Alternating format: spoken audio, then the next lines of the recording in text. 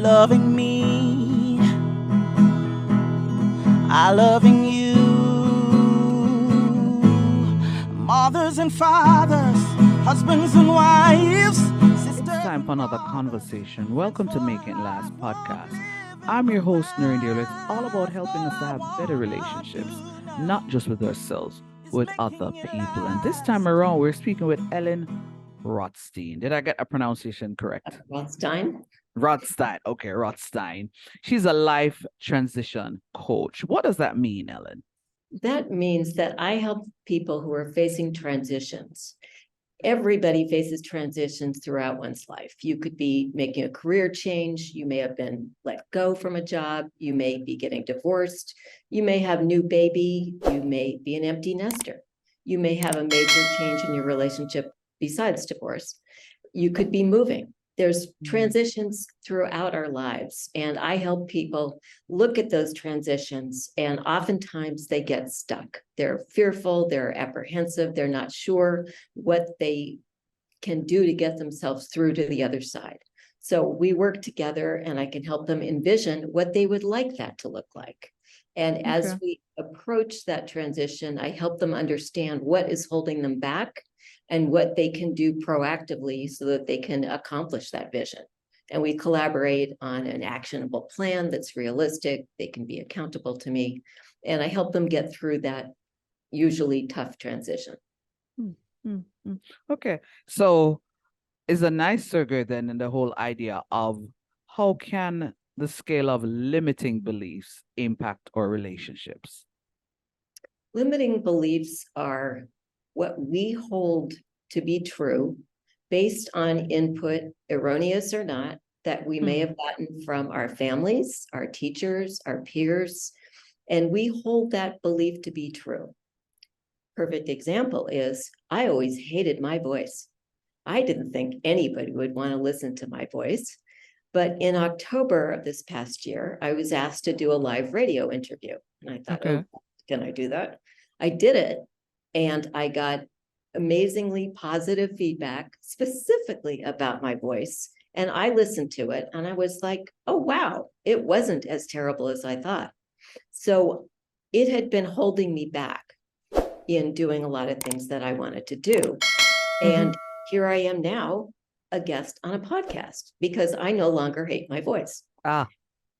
So a limiting belief can hold you back, and that information may not be accurate, or it could be accurate, and it's something you decide to work through. How do you make the distinction between saying that it is a belief that is limiting you, or you just being realistic and not, being, because some people might say, oh, but I'm being realistic. I maybe really can't do this, or I can't go beyond this point. I think it has to be looked at on a case-by-case basis. Okay. For example, I know I can't sing. I mean, really. Okay. When my son was very young and we were in the supermarket and he was in the cart, like before I knew he could even talk, we were driving down the alley of, the aisle of the supermarket, and there was overhead music, and I started to sing along, and he looked at me and he said, Mom, don't sing. So I have evidence from him and from other people that singing is not in my wheelhouse, despite the fact that I can stand my voice for a podcast. So sometimes that information is hard and fast and it comes from the world. Other times you may get something negative back from the world like that, but you may decide you want to overcome it anyway. For example, I could decide to take singing lessons. I could work with a voice coach. I could decide that I want to overcome it. In my case, I'm okay that I don't sing, but one could make that very clear decision. I noticed though that we started in the whole idea of scale. So which means what in this context? Scale for me, as I define it in this context, between limiting beliefs and manifestation is that on one end of the scale, we are held true to our limiting beliefs. We think this is as good as it gets. Manifesting is when you harness the positive thoughts that you're capable of and look at the world in a more open way. do not let yourself be limited. And you can begin to manifest what you want to happen. You can be a little more open to what the universe may have out there. And then you can attract more positive things. Now, for me, the scale goes even farther. And this is a very personal definition. I don't expect anybody else to adopt this part. But for me, woo-woo is beyond manifestation. There are people that are, in my opinion, full of super Pollyanna positive energy that are like, sure, it's all peaches and flowers. And it's not about harnessing what you can do within reason, but it's about sort of assuming if you want it, you're entitled to it and it will come. So for me, that's the extreme version, the end of that range. And I like to live a little more in the middle myself. What are some of the limiting beliefs that you have that could be impacting on just how you're living your life? This is the conversation you need to continue listening to. So we're going to take a short break and get a word from our partners. We'll be right back.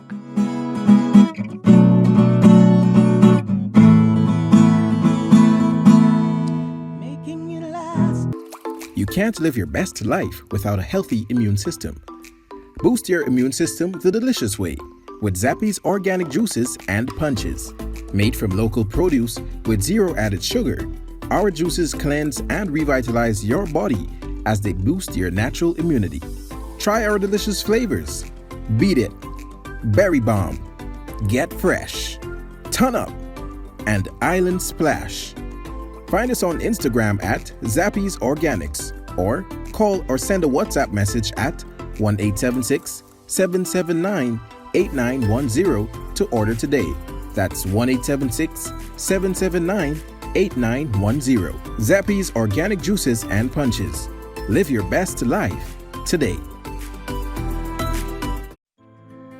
For all your events such as educational forums, workshops, book launches, weddings, and more, contact Noreen Daly, the ultimate MC and event host. Visit noreendaily.com or follow her on Instagram at Noreen Daily Jam. Noreen Daily, creating long-lasting memories.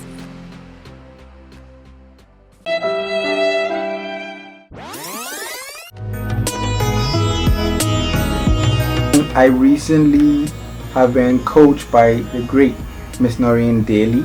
I own a video company. I'm also an online influencer.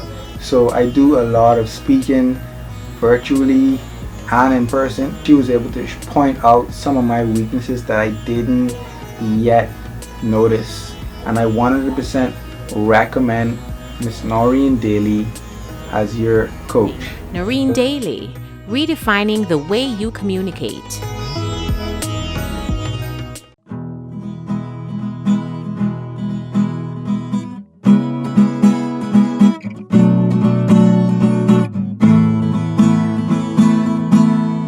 Making it last is all I care to do.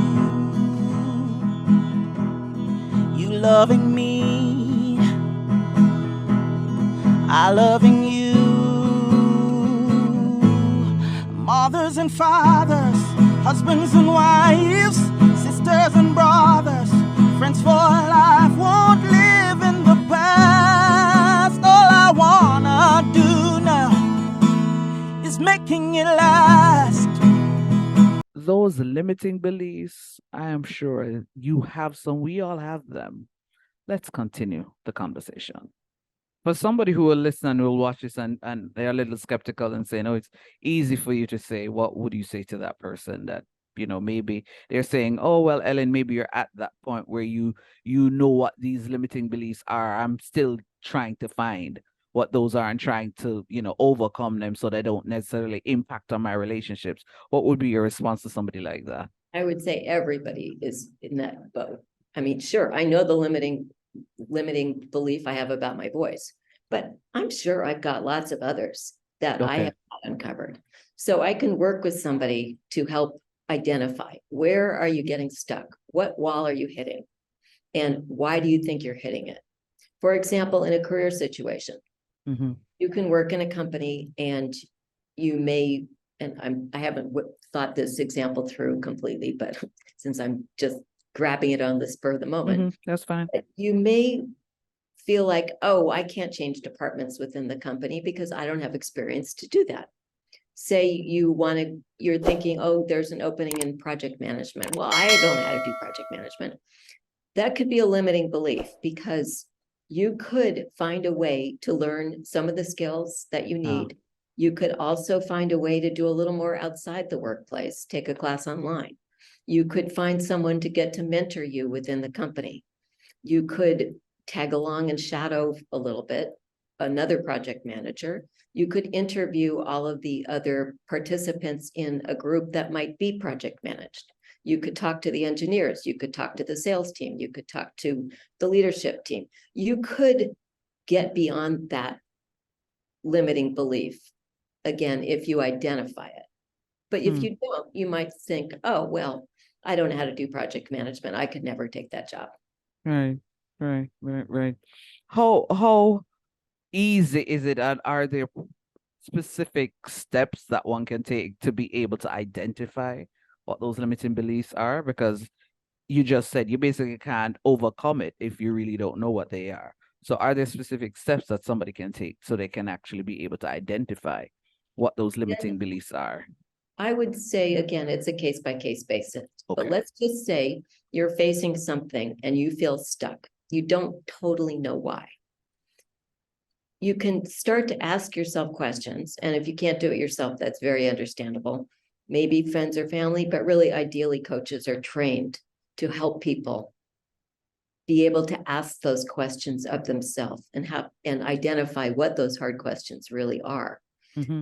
To figure out where they're getting stuck and why. And are you getting stuck from something that's happened to you, something you're fearful will happen to you? Are you getting stuck for reasons that are based more on personalities and dynamics of the people you're surrounded by in this particular situation? And so it is hard if you don't know that of yourself. But if you are aware that you're hitting a wall for some reason, there could be a limiting belief involved in that. We've been talking a lot, and as we're wrapping up, we've been talking a lot about the fact that it all seems so negative.